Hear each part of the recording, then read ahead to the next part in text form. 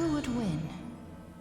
A young girl emerging from her sheath and showing her edge, or a tyrant who has emerged victorious from 100 battles. The Black and White Legion squared off on the battlefield, golden and crimson blood converging into a coursing river.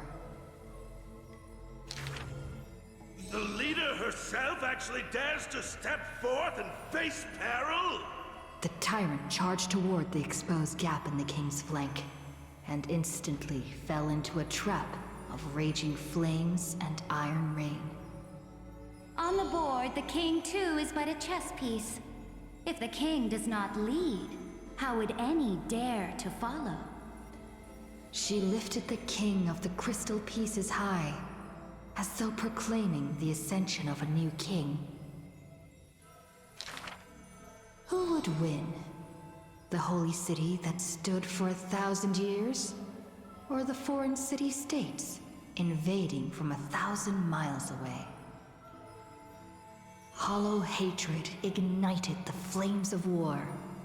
The besieged walls of dawn tottered.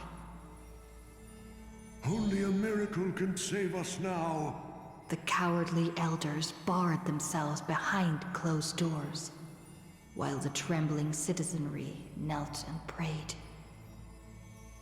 There is no need to panic. The miracle is already here. Under the banners dancing like waves, the burning crown shone bright as the wheeling constellations. Who would win? The general who saved the city, or the high and mighty with their privileged authority?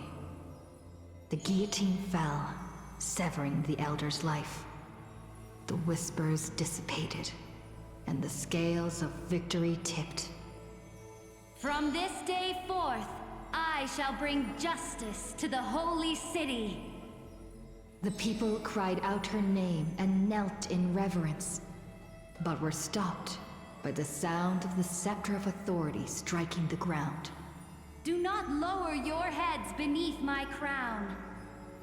This was the first, and also the only Imperator. Who would win? The heroes bursting with ambition, or the omnipotent gods? The Imperator issued the decree! The start of the flame chase journey is at hand! Perhaps drawn by the grand design to welcome the Era Nova, or perhaps convinced by that king's great renown. Righteous warriors from across the land gathered before the Imperator's throne. On the day the journey began, the sky was an expanse of fluttering banners. The people gazed upon the overwhelming military alliance, a golden city reflected in their eyes. As for the end of that chess game, the scholars debate endlessly, but such discussions always end with a sigh. The invincible Imperator faded at the pinnacle of power. The crown's flames extinguished in the lake. The banner, once revered by the people, along with the broken spears of the heroes, now a tomb. The people said, Even the sovereign that conquers all before her is no match for fate. Yet she said, In a war with fate, has there ever been any justice?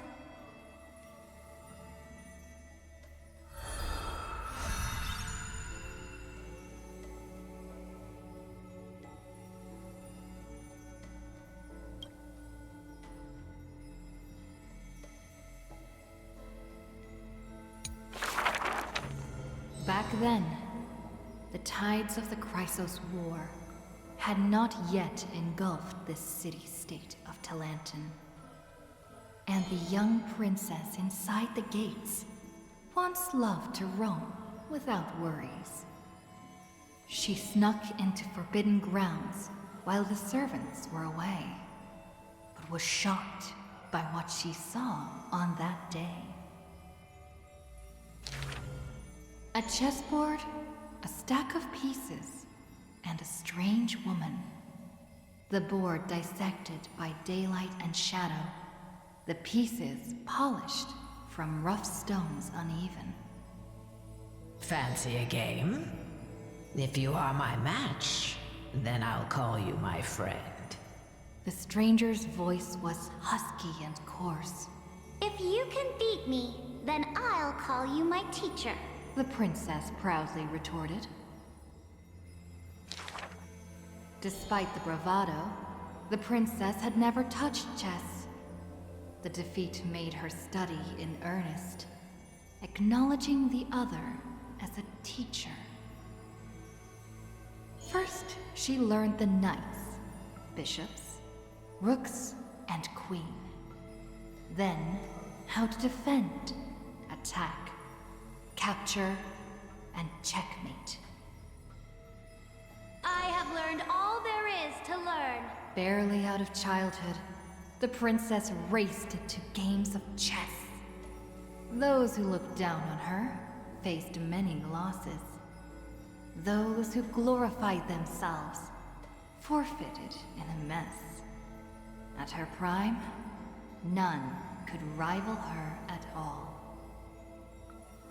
But she still recalled what the stranger said.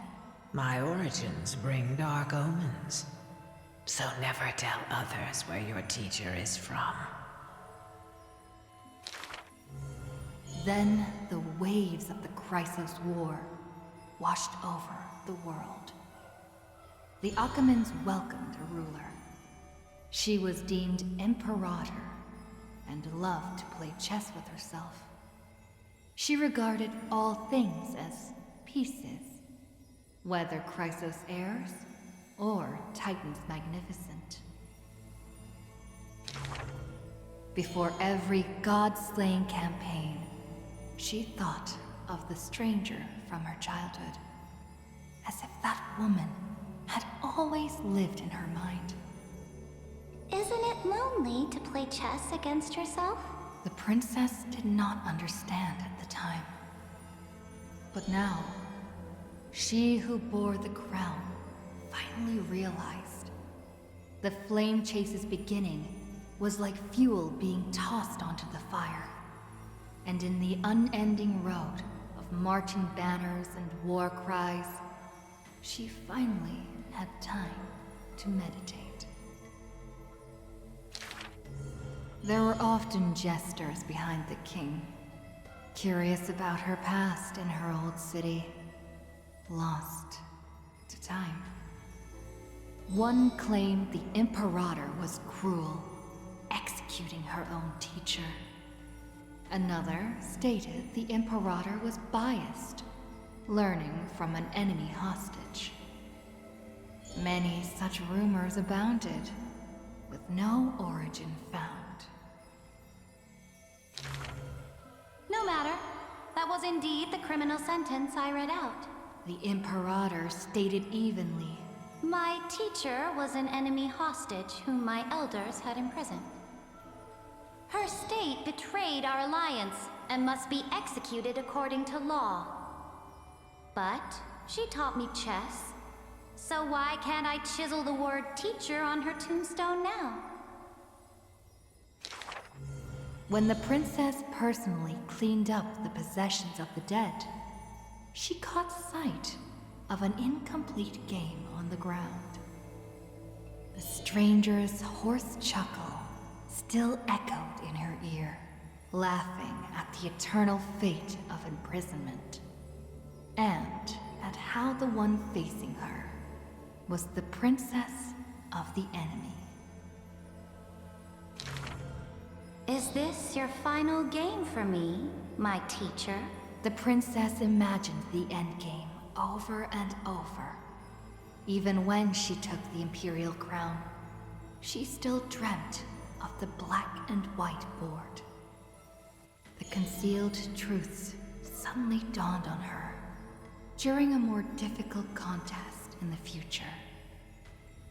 An unfinished game might be the opponent's lifelong barrier.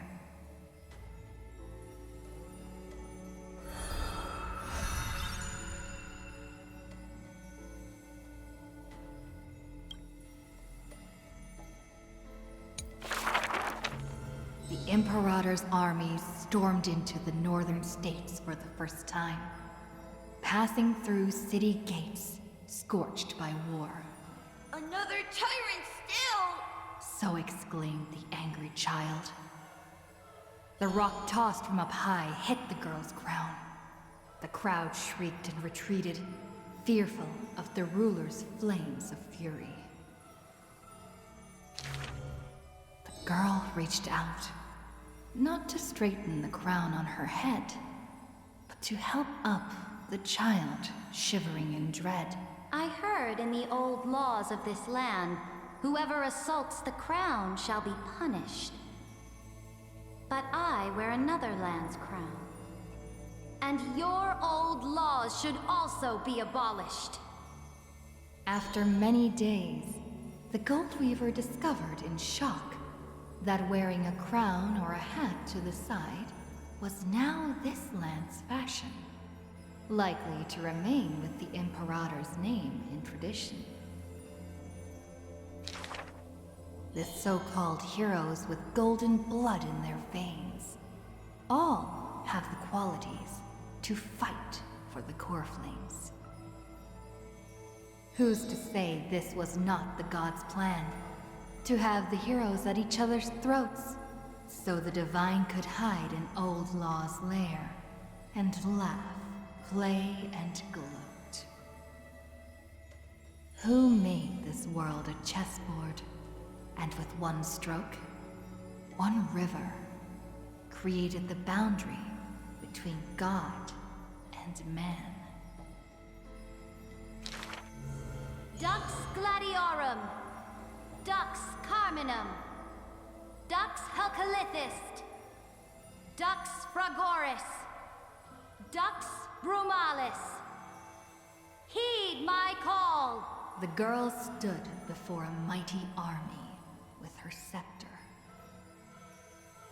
Today, I will insist on crossing the Rubicon. Gather the might of all heroes and begin the journey to slay gods! Half of the core flames were now in her hands, and the hidden trickery Titan stirred, leaving taunts.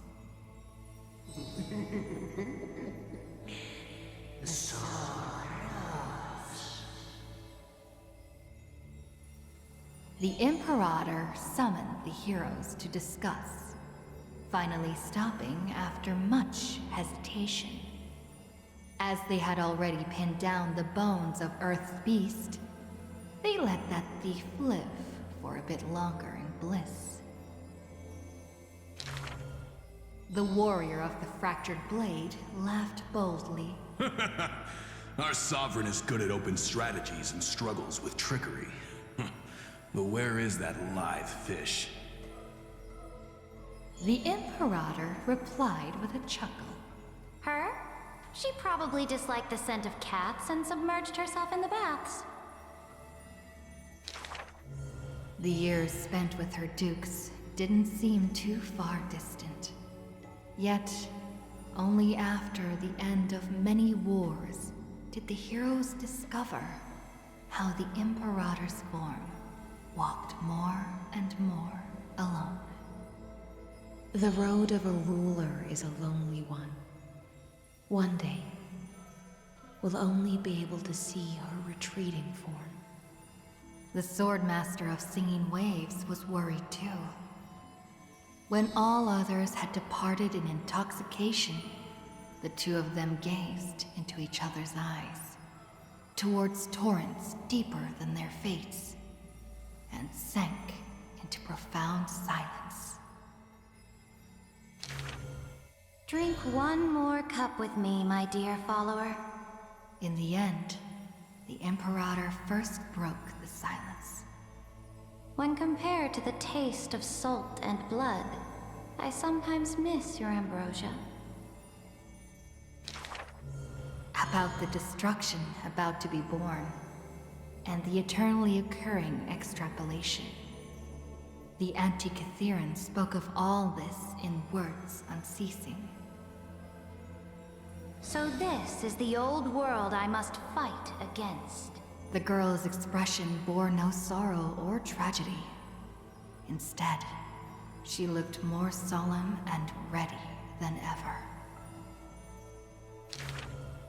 Whoever stated that two kings could not meet face to face in chess? I am the sovereign of Akama.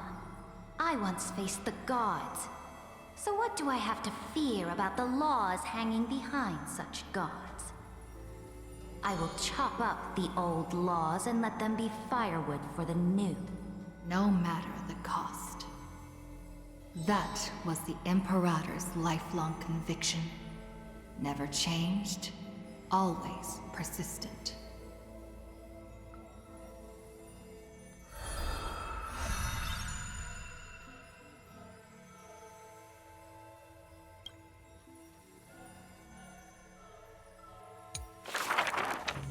I dreamed that the Imperator's statue stood before the world-wearing altar, her gaze level with that of the gods. Then, blood gushed out from the statue's orifices, and the people, in cheers and elation, washed their hands in that golden blood. The tyrant's life will end with violent death. None will weep, and all will cheer as her statue topples. She will die before the dawn comes. A vengeful aristocrat, one whose title was stripped by the Imperator, thus spoke. We cannot agree with your excessive deeds. You have imprisoned Trebios' split selves, demanding that divine authority regress into the ruler's mouthpiece. We will reveal your future with the prophecy. And tell in truth, your crusade will indeed be a smooth path. Yet in the same breath, we see omens of your death, a demise in an absolute pure darkness. Even so, please excuse us, as our eyes continue to be drawn to your crown's flames. Dux Fatorum. We don't exactly hate that name. In the name of Yanisopoulos' priestess, holy maiden, and oracle, thus spoke the Imperator's Dux Fatorum. Allow me to remind you, your life is now on a countdown with the fall of law, and you will become law. I must confirm, is our deal still going strong? Is the future I promised you more satisfying than the future in the prophecy? Ah, you are as resolute as always. Good. Oh, as ever, this prison of gods, Amphorius, and all mundane and average worlds need someone like you. A daring ruler. Let us end this despicable extrapolation together. Amphorius' Theoros, the Imperator's co-conspirator, Lycurgus, thus spoke. The Imperator betrayed the Flame Chase Alliance. And I was the sinner who paved the way for her achievements. Like how a deep-sea fish cannot escape the tide's push and pull. I granted her an end fitting for a tyrant. Her dying smile, gaze towards my tear-swelled eyes. She commanded me to wash away all sins and filth, and return a blinding dawn to the holy city. She commanded me to set up stones and monuments, in lightless seabeds to commemorate our friends. But who will remember her achievements? I will rest with her in a lonely song. Electra, the last heir of the ocean, who played music on the waves alone, spoke thus. Please record the truth of my life, dear author. No need for words of praise or solemnity. Just as I once instructed Dux Carminum, the histories of rulers are not for recording our merits, but for warning future generations.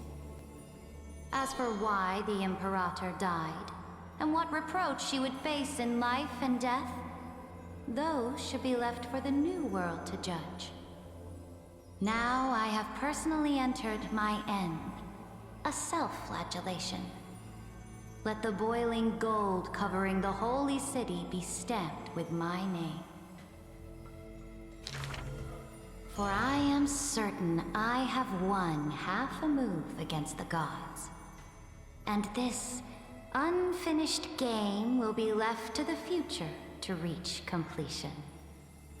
Keridra, the only Imperator the Holy City had ever seen, spoke thus.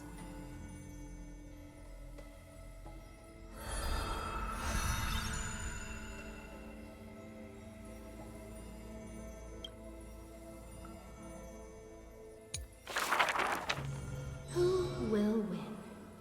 The fanatical followers of the Eon of Erudition, or the audacious plots of the monarch playing against heaven? The atavist search forest's monkey creatures, the steel soldiers reviving the Emperor, that Theoros's visage of arrogance. On her chessboard, all faded to null. In the name of Amphореus, I will grant freedom to the blindly faithful. The monarch stood before the inorganic throne, driving the scepter into the Emperor's vacant gaze. Even the gods beyond the sky shall crumble like the Titans, as she swears to seize the glory of conquering the stars. Who will win? The immortal faithfuls of the Eon of Abundance, or the storms dancing between the chessmaster's fingertips?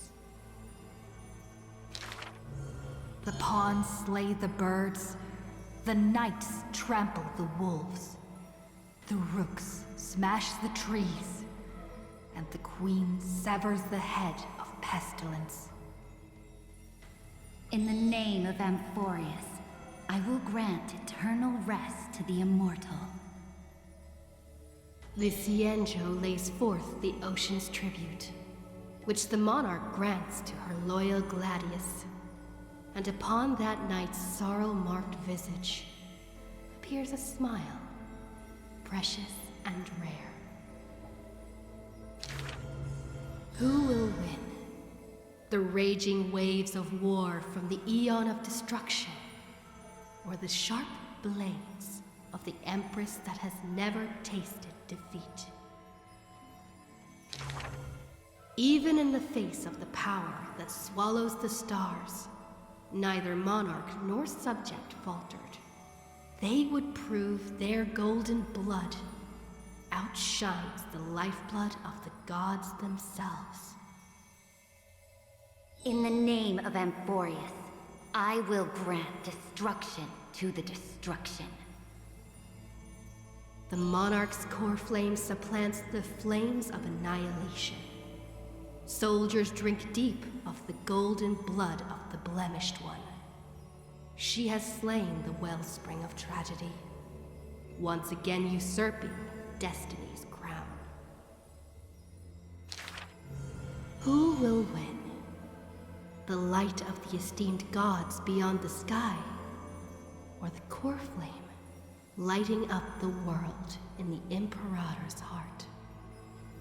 The fury of the stars surges forth, boiling at the edge of the Galactic Empire. Mighty factions will surge into her realm, yearning to seize back the splendor of old. In the name of Amphorius. Stellar winds scatter the enemy's remaining ashes, as golden blood once again congeals into familiar epitaphs.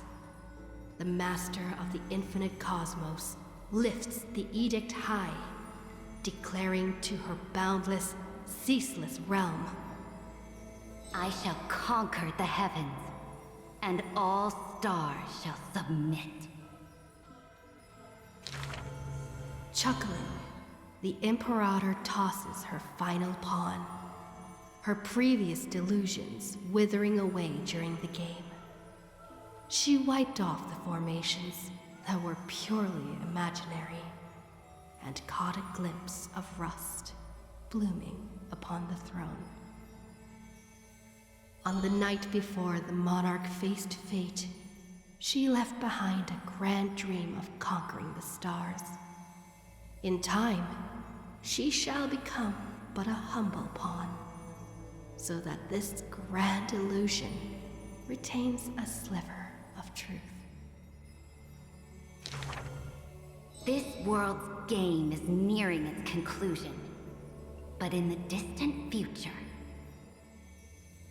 For the raging and burning ambition, for the flame chase through 30 million creations, for the Imperator's realm and all her citizens. Who will win? I will win. Amphorius will win.